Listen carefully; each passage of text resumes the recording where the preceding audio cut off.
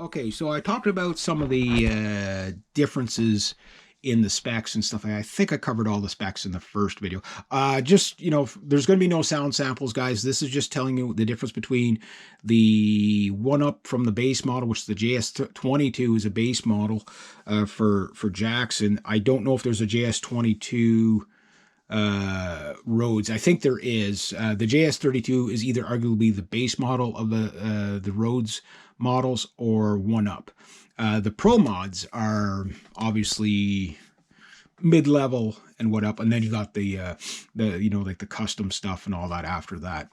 So $400, $1,600. Are you getting 4 times the amount of guitar here? Well, you can't really look at it like that, because you really, even if I got the Floyd Rose version of this guitar, this guitar will still be a better guitar for so many different reasons. The pickups, we'll start right there. That's probably the most obvious thing that you're going to notice first. Is these are Duncan Distortions SH6s, and they are very, very hot. They're almost too hot to play clean. Mind you, these pickups came with the factory setup or whatever. They are really high, and the bridge on this is so aggressive. It's the angriest guitar I've ever owned, and I just love it. Where the other thing with the Duncans is that they're balanced pickups, meaning your E string at concert volume or stage volume, whatever, pick your verbiage, your E and your E are going to stay at the same volume, where on these things, when you get loud, this gets muddy, this gets faint, and this gets loud. Because not each pole is, it's not that they're not lined up. Those pickups are both pickups are pretty much lined up over the poles perfectly, but those pickups, because they're the budget pickups, they're not as balanced. So you say, well, why don't I just buy the Duncan Distortions, throw it in that? Well, you'll get close to that, because you'll get the pickup sounds, but all those pickups really do is they're just like microphones, basically. They will have these pickups tend to be very bitey and mid-range and very punchy and, rip your face off kind of pickups, and I like it. And when you're playing clean, they're super, super stellar clean, but they're really high output, so they tend to be a bit peaky. So when you're playing clean, you have to really ease up on your picking.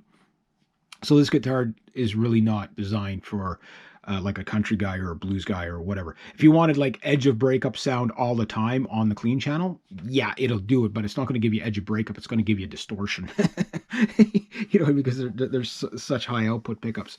They're fantastic. I love them.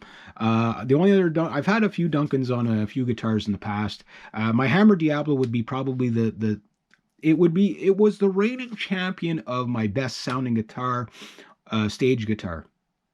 And again, I won't go through all the guitars I've had, but that guitar, I don't have it anymore. And that guitar, I had to get rid of it because there was a warp in the neck, because, I was playing like 4 nights a week, and winter, I told the story about it many times, but the neck ended up warped on it. That's why I got rid of it. But I missed that guitar. But now that I got this, although I missed the Hammer just because it was a cool guitar, just by memory, I know this sounds better. I know it's been so many years since I had the other one, but this one just sounds better. Now, if you were to plug both of these guitars in at this, playing through the exact same type of amp on the exact same settings, and you would notice the difference. Like there is a very big difference in output between these pickups and those pickups. Not a big difference, but a noticeable difference. These are clear. They're, so the pickups will give you a lot. So, but if you were to replace these two pickups and throw it into that $400 guitar, you're talking about $300 of pickups, or about $150 if you're just give or take, taxes and wherever you live in the world, about $150 for the bridge, just for the bridge. But if you replace the bridge and leave that neck pickup in there, you're going to have such a difference. Like you'll never be able to balance them. Like if you play in the middle position, the bridge will be so biasly high output, even if you lowered it all the way. Like you can put those all the way in, and they're like the neck pickup's almost all the way in.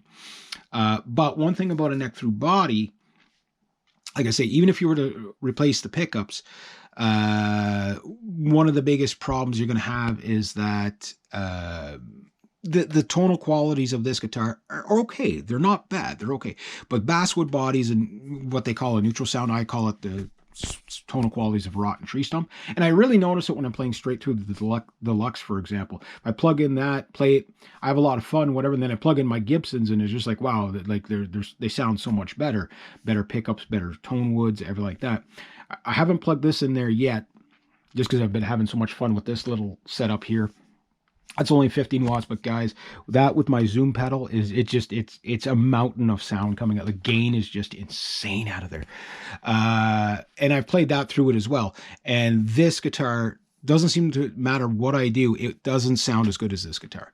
It's not what's not it's not what's there, it's what's not there. This has, you know, a brighter sound. It's a very bright sounding guitar.